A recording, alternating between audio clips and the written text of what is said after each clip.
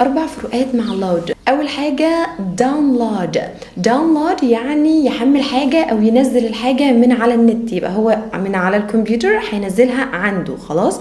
طيب فانا ممكن اقول ايه؟ اقول لك you can download this software، انت تقدر تنزل السوفت وير ده. يبقى download يعني انت كده الحاجه على الانترنت وانت بتعمل ايه؟ بتنزلها. يبقى download انت هتاخدها عندك تنزلها، اتفقنا؟ طيب افرض انت عندك حاجه وعايز تعمل لها ايه بقى؟ ترفعها، فانت كده بتعمل ايه؟ upload.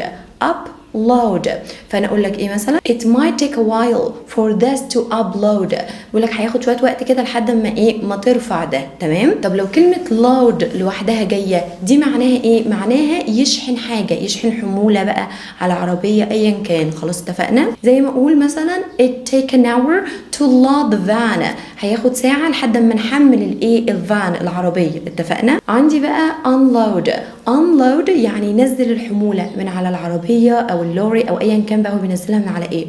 طيب فاقول لك مثلا the driver unloaded the boxes، السواق نزل الايه؟ الصناديق. خلاص اتفقنا؟ يبقى هم 4. اول حاجه download، كده هو بينزل معلومات من على الكمبيوتر او من على الانترنت. تاني حاجه upload بيرفع المعلومات للنت او للكمبيوتر. عندنا load بيشحن اي حاجه، بيحط اي حاجه فوق العربيه، هو اللي بيشحن الحاجه.